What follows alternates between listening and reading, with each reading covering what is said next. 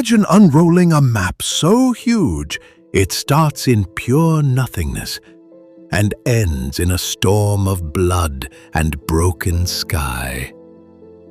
That is Greek mythology. Not just a few stories, a whole universe of gods, monsters, and family feuds that shake the stars. And in my Greek Gods genealogy project, you and I are charting that universe, one branch at a time. You're not just listening to a story, you're walking to the very beginning, to the moment before anything existed. Before mountains, before oceans, before light, there was only one thing: chaos. Not chaos like wild noise, chaos like an endless empty space. No shape, no sound, just a deep, dark nothing. And then, from that nothing, something solid appears. Gaia, the earth herself. The ground beneath your feet, the rich soil, the cliffs, the valleys, all of that is Gaia's body. She is calm, patient, but she is not weak. Inside her, the whole future is waiting. Alone, Gaia begins to create. First, she lifts up the Nesoi, the islands, and the Urea, the mountains, her children of stone and snow. Each mountain is a god of its own, tall and silent, watching, guarding. The peaks where the wind howls and the air turns thin. They are steady, hard to move, hard to break. They are the bones of the world. Then she brings forth Pontus, the sea. Pontus is not just water. He is the deep, dark ocean, wide and endless, calm one moment, roaring the next. He is the taste of salt on your lips, the waves that slam into rock, the mystery below the surface. Mountains, island, sea, earth. But the sky is still missing. Gaia looks up at the emptiness above her, and she fills it. She gives birth to Uranus, the sky. He stretches over her in a vast blue dome by day, a cloak of stars by night. Uranus is beautiful, dazzling, but there is something hard in him, something cold. Gaia and Uranus become a pair, earth and sky locked together. And when they join, their children start to flood the world. Their first children with true faces, the Cyclopes. Each one has a single blazing eye in the middle of his forehead. Brontes, the thunderer. His voice is the crash of storms. Steropes, the lightning maker. Sparks leap from his hands. Arges, the bright one. His eye burns like the noon sun. They are smiths of the sky, forgers of thunderbolts and weapons of power. But Uranus does not see them as wonders. He sees them as threats. He fears their strength, their wild power, their one unblinking eye that seems to see through him. So one by one, he forces them down. He shoves Brontes, Steropes, and Arges deep into Gaia's body, buried alive in the dark. Gaia feels every struggle, every cry. But Gaia and Uranus are not done. After the Cyclopes, 3 more sons are born. And these 3 are worse in Uranus's eyes. The Hekatonkheires, the 100-handed ones. Picture this. Each one has 100 arms. Not 2, not 10, 100. And not just that. Each one has 50 heads. 50 faces shouting, roaring, laughing all at once. A forest of arms, a crowd of voices, all trapped in a single body. The first is Kronos, the striker. With 100 fists, he can pound the earth like a drum of war. He hurls stones like hail. He never stops. Then Briareos, the strong one. His grip can crush rock. His steps shake the ground.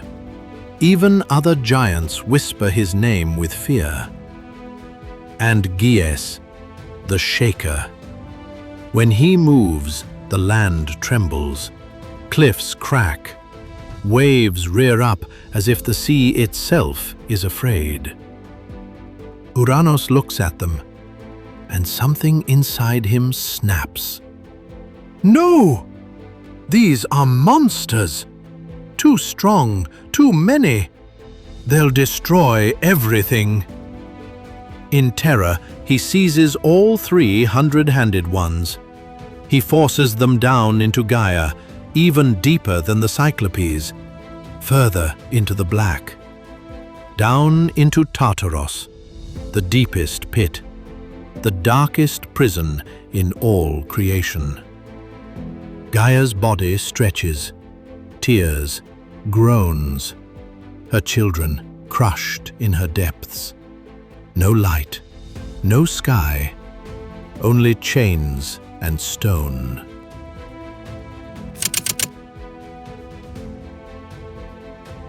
Gaia feels every scream. Thunder in her bones, quakes in her heart. Her sons, the Cyclopes, the 100-handed ones, are buried and bound, not because they were evil, but because their father was afraid. She cries. Her tears fill the low places of the world, lakes, seas, oceans. Each wave is a memory of pain, and Uranus does not understand. He thinks he has solved the problem, locked it away. He has no idea. He just created something far more dangerous. A mother's rage. Even through the pain, Gaia keeps creating. With Uranus, she brings forth a new generation, the Titans. 12 mighty beings who will shape the next age of the cosmos. Each Titan is not just a person, but a force, not yet at war, not yet soaked in blood. But that time is coming. First, Oceanus. He is the great river that flows around the edge of the world. Not the choppy sea of Pontus, but a smooth, circling current that holds everything inside its loop. He is patient, ever flowing. He does not rush to battle. He surrounds, supports, and contains. At his side is Tethys. Tethys is fresh water, springs, rivers, gentle streams that spill from mountains to fields. She is the quiet giver of life. Water in your hands, wells in dry places, the kindness of a drink when you are thirsty. Together, Oceanus and Tethys are the circle of life-giving waters. Calm, vast, watching. Iapetus stands at the western edge of the world, where the sun sinks, where day ends. He is the titan of mortality, the idea that things end. Because of him, life is precious. Choices matter. Time can run out. In him live all the sharp edges of being human: cleverness, foolishness, pride, rage. The seeds of what we can become at our best and our worst.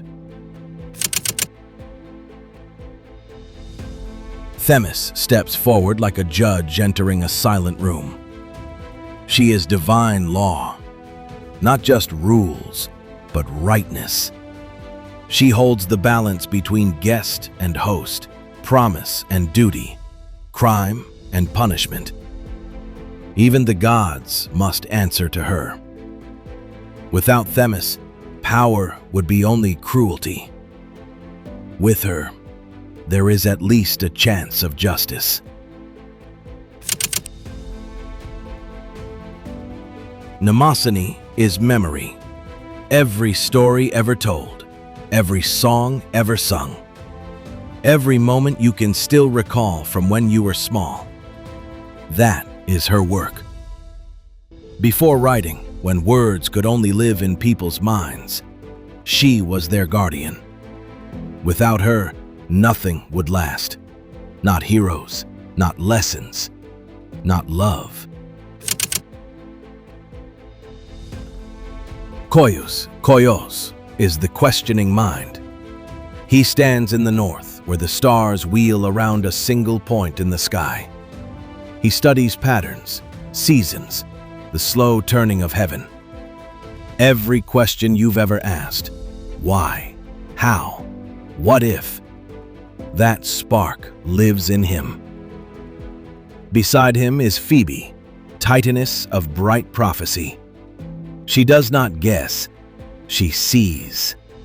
The future glimmers before her like reflections on water. Koios searches for answers. Phoebe receives them. Together, they are thought and vision, logic and insight, the mind of the world. Krios is quieter. He is the titan of constellations, of signs written in stars. From his post in the south, he watches how certain stars rise at harvest, others at winter, others at spring. He doesn't shout. He doesn't command. He sets the order of the sky, the calendar of the world. Thanks to Krios, you can tell when the cold will end, when the rains will come. Hyperion is heavenly light. He is the high blaze of the sky, the watching radiance that misses nothing. Where he looks, shadows shrink, secrets burn away. Theia walks beside him, titaness of shining things, of glittering metals, bright jewels, and the pure, clear light of day. She is the glow on the horizon before sunrise, the sparkle on a calm sea, the gleam in a hero's armor. From their line will one day come sun, moon, and dawn. But that part of the sky story lies ahead. Rhea steps into the story like a calm breath. She is a titaness, yes, but more than that, she is a mother. Think of a safe home, a soft voice saying, "I'm here, you're not alone." That feeling, that is Rhea. She is tied to the quiet cycles of life, seasons, birth, growth, the things that fade and then return. Rhea is not loud. She doesn't need to shout to prove she is strong. Her power is the kind that stays. She can hold pain and still keep loving. She can be afraid and still protect. In a world of sharp edges, Rhea is the soft, steady heartbeat.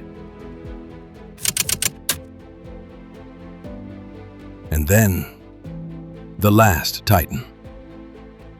Kronos. Cronus. Youngest of the 12, but the most dangerous. He is not like Oceanus, who flows, not like Rhea, who bends. Kronos cuts. He watches, waits, measures every moment. Deep inside him, a shadow grows. Fear. Fear of being small. Fear of being powerless. Fear of being crushed the way his brothers were. He hates his father's weight pressing the world flat. Hates the cries he can still hear in Gaia's depths. Kronos is tied to time, not the gentle time that heals, but the hard time. The time that wears down mountains, fades faces, ends ages. He decides that if something must be broken, it will not be him. Now picture this. Above, Uranus, the sky, pressing down, smug, certain, cruel. Below, Gaia, aching, filled with buried children and boiling rage. Between them, 12 Titans growing stronger, watching, choosing. Oceanus circling in silence, Koios asking questions, Creus marking stars, Hyperion blazing light, Iapetus feeling the pull of endings, Themis weighing justice, Mnemosyne remembering every wrong, Phoebe seeing what's coming, Rhea loving in a world built on fear, and Kronos fingering the idea of a blade. Gaia's pain has become a plan that needs someone bold enough and cold enough to strike. In the next episode, Gaia will place a weapon in Kronos' hands. Steel will flash in the dark. The sky will bleed. And with one terrible cut, Kronos will tear the world in two. The Age of Titans will truly begin on the day a sun dares to wound the sky. Stay with me, because next time you'll stand beside Kronos in the shadows and watch him raise the sickle